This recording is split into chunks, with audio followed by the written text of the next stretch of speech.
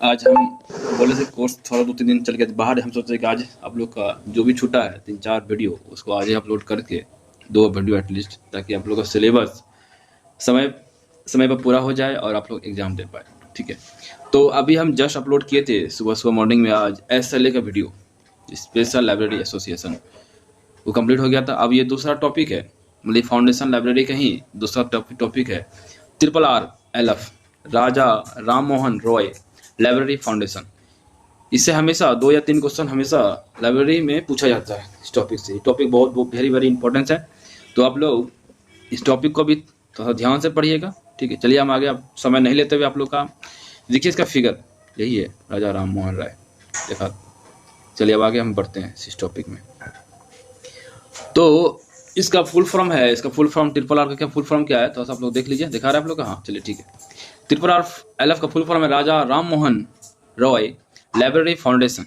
इसका स्थापना कब हुआ? इसका स्थापना है 22 मई 1972 को। 22 मई 1972 को किसका स्थापना हुआ? RRLF का स्थापना हुआ। चलिए यहाँ पर एक नोट दिया हुआ है, नोट में लिखा हुआ है क्या? It is a central autonomous organization establishment and fully financed by the Ministry of Culture, Government of India। इसका मतलब हुआ RRR एक केंद्रीय स्वायत्त संगठन है जो भारत भंडार सरकार के संस्कृत मंत्रालय द्वारा स्थापित है। ठीक है, बहुत अच्छी बात है। चलिए दूसरा नोट लिखा हुआ यहाँ पर, RRLF is registered under the West Bengal societies registration act 1961 1961। इसका मतलब हिंदी हुआ RRLF पश्चिम बंगाल सोसाइटी पंजीकरण अधिनियम 1961 के तहत पंजीकृत है। ठीक है, चलिए नेक्स्ट पॉइंट इसका है सेंट्रल ऑफिस का अगर बात करें, केंद्र कार्यालय, ये साल्ट लेक सिटी जो कि कलकत्ता में पड़ता है। इसका केंद्र कार्यालय कहाँ पर है? कोलकाता में। इसका नाम है जगह का साल्ट लेक सिटी। आप लोग जाइए, बहुत अच्छा दृश्य है, वहाँ पर घूमने लायक भी जगह है। ठीक है, चलिए दूसरा एक नोट यहाँ पर लिखा हुआ अदर ऑफिसेज, इसका अन्य कार्यालय भी है। अदर जैसे अन्य कार्यालय यहाँ पर है, नॉर्थ ईस्ट में है, गुवाहाटी में है। ठीक है, ईस्टर्न में आपको हो गया कोलकाता, नॉर्दर्न में हो गया न्यू दिल्ली, वेस्टर्न में हो गया मुंबई, साउदर्न में हो गया चेन्नई। इसको याद करने का ऐसा तरीका देखिए, नॉर्थ ईस्ट गुवाहाटी, ईस्टर्न में कोलकाता। और से भी हम लोग भारत के मैप में देखें, कलकत्ता कौन सा साइड पड़ता है? ईस्ट के साइड पड़ता है। ठीक है, ये ऐसे याद कर लीजिए। नॉर्थ में कौन पड़ता है? अब नॉर्दर्न मैप में देखिएगा, नॉर्थ के साइड हमारा दिल्ली पड़ता है, न्यू दिल्ली हो गया। मुंबई अगर बात करें थोड़ा सा वेस्ट में पड़ता है, हाँ वेस्ट में पड़ता है मुंबई। साउदर्न में तो चेन्नई, इसकी नीचे जो बात करें, नीचे में कौन है? चेन्नई है, तमिलनाडु है, ये सब है, तो चेन्नई वहाँ से याद कर लीजिए। तो दिमाग ट्रिक के साथ याद कीजिए, बहुत जल्दी याद होगा। अब ऐसे रटिएगा, north east Guwahati, eastern Kolkata. बच्चे आप लोग नहीं है, बड़े हो गए, थोड़ा सा ट्रिक से याद कीजिए। ठीक है, चलिए नेक्स्ट पॉइंट यहाँ पर पढ़ते हैं हम लोग। इसका पब्लिकेशन की बात करें, RRLF का पब्लिकेशन इसका है directories of public libraries in India. Directories of public libraries in India, Tagore bibliography मिलेगा इसका, RRLF न्यूज़लेटर क्वार्टरली और ग्रंथालय। तो ये सब इसका पब्लिकेशन है। इसमें डायरेक्ट क्वेश्चन, टैगोर बिब्लियोग्राफी ये किसका पब्लिकेशन? RRLF का पब्लिकेशन है। फिर RRR न्यूज़लेटर डायरेक्ट क्वेश्चन है, RRR देगा तो आप लोग नहीं दीजिएगा, RRR नहीं देगा वहाँ पर, RRLF नहीं देगा, पूछेगा न्यूज़लेटर क्वार्टरली किसका पब्लिकेशन है? तो RRLF का पब्लिकेशन है। चलिए अब आते हैं, यहाँ पर नोट लिखा हुआ आगे, RRLF का संबंध किससे है? Public library, very very important, इसको याद कीजिए। तुम चार बोलिए कि RRLF किससे संबंधित है? ये पब्लिक, आप लोग हम 3 प्रकार की लाइब्रेरी पढ़ाए थे, पब्लिक लाइब्रेरी पढ़ाए थे, एकेडमिक लाइब्रेरी पढ़ाए थे और स्पेशल लाइब्रेरी पढ़ाए थे। ठीक है, तो ये तीनों लाइब्रेरी आप लोग याद कीजिए। आपसे पूछेंगे RRR किस लाइब्रेरी किससे संबंधित है, LA किससे संबंधित है, तो ये सबको याद करना पड़ेगा। ये सब मेन पॉइंट है, इसे क्वेश्चन 100% इसे क्वेश्चन आना ही आना है, सो नो डाउट, चाहे एग्जाम। चलिए इसका ग्रंथनाय, पत्रिका पुस्तकालय विज्ञान से, ग्रंथालय कहाँ पर है? पुस्तकालय विज्ञान से। इसमें को नोट लिखा हुआ है सुप्रीम पॉलिसी होता है क्या है? Making body of RRLF is called the foundation. Supreme policy क्या है? इसमें और बनाना RRR का, और मतलब संस्था खोलना। ठीक है, फाउंडेशन। चलिए आगे पढ़ते हैं, national library and information policy, राष्ट्रीय पुस्तकालय और सूचना नीति होता क्या है उसके बारे में लोग पढ़ेंगे। ठीक है, तो इसका जो निर्माण हुआ था, national library and information policy का, इसका निर्माण कब हुआ था?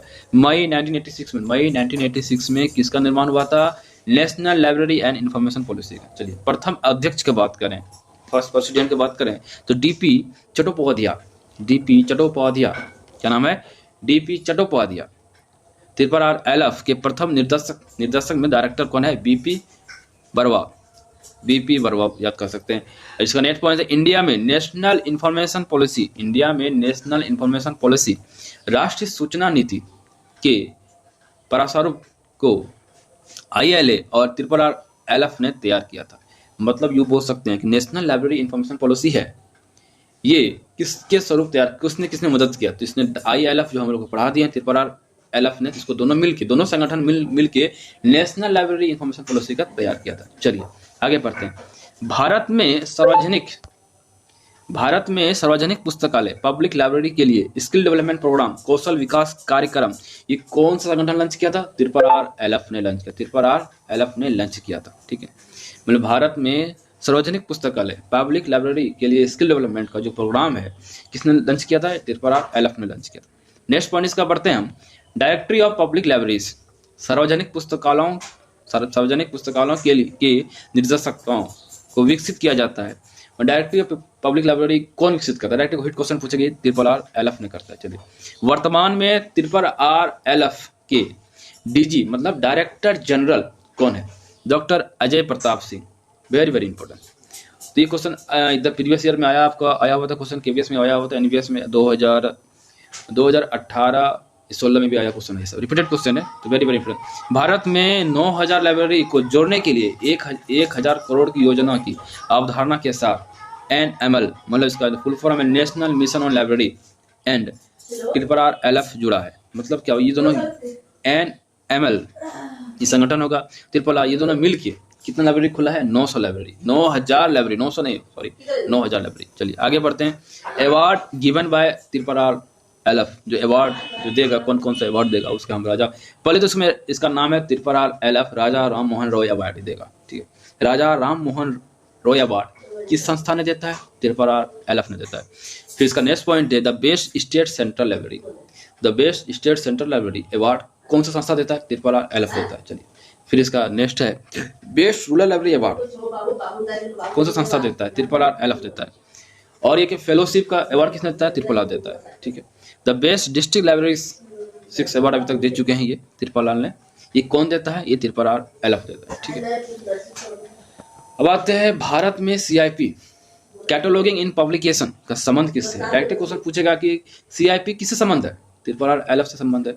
विश्व में सर्वप्रथम सीआईपी कैटलॉगिंग इन पब्लिकेशन प्रोग्राम कार्यक्रम को लाइब्रेरी ऑफ कांग्रेस के द्वारा आरंभ किया गया और फिर ब्रिटिश लाइब्रेरी के द्वारा अपनाया गया। देखिए यहाँ पर क्वेश्चन आपसे ऐसे पूछेगा एग्जाम में, तो सीआईपी जो है क्या है, एक प्रोग्राम चलाया था। ठीक है, ये प्रोग्राम किसने चलाया था, ये लाइब्रेरी ऑफ कांग्रेस के द्वारा आरंभ किया था, लेकिन बाद में इसको कौन अपना लिया गया, मतलब सीआईपी को कौन अपना लिया बाद में, ब्रिटिश लाइब्रेरी के द्वारा अपनाया गया। ठीक है, चिल्ड्रन कॉर्नर की अवधारणा कॉन्सेप्ट को आरंभ किया, किसने किया था, children concept. Very very important, ये आपका आया क्वेश्चन, रिपीटेड क्वेश्चन है, त्रिपुरा एलएफ ने इसको आरंभ किया था।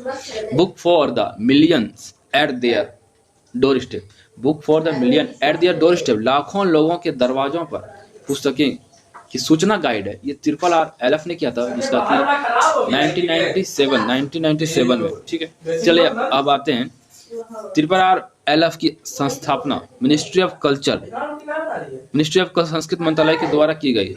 ठीक है, त्रिपुरा एलएफ की संस्थापना मिनिस्ट्री ऑफ कल्चर संस्कृत के द्वारा की गई।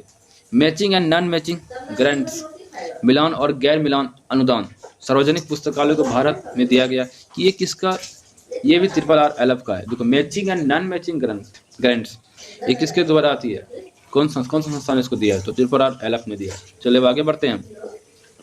ऑब्जेक्टिव ऑफ त्रिपुरा एलएफ के उद्देश्य क्या है, सभी जितना भी आपको संगठन पढ़ रही है सभी का उद्देश्य कुछ रहता है।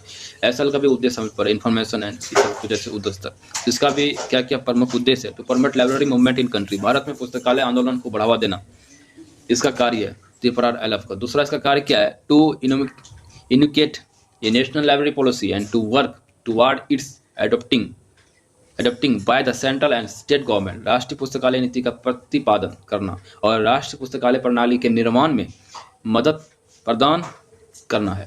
तो ये किसका अवधारणा है, ये आपको त्रिपुरा एलएफ का अवधारणा है। ठीक है, और इसमें दूसरा to propagate the adoption of library legislation in the country, देश में पुस्तकालय विधान का प्रसार करना, ये भी त्रिपुरा एलएफ का उद्देश्य है।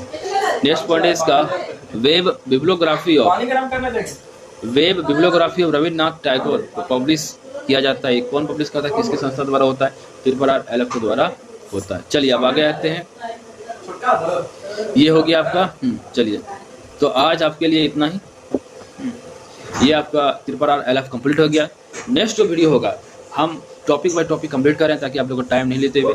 शॉर्ट वीडियो है, आप लोग इसको ध्यान से पढ़िए और इसमें फुल डिटेल दिया हो, ये नहीं कि इससे बाहर आपसे पूछेगा। आप कितना पढ़ लेते हैं तो उससे बाहर नहीं जाएगा। हम लोग 4-5 को बुक पढ़ के इसके बाद इसको बना के निचोड़ बना के बुक देते हैं। थोड़ा सा आप लोग उम्मीद कीजिए, लाइक शेयर कीजिए और पढ़िए, ठीक है। Thank you. आज वैसे भी क्रिसमस है तो all of you happy Christmas, merry Christmas to all of you. Thank you.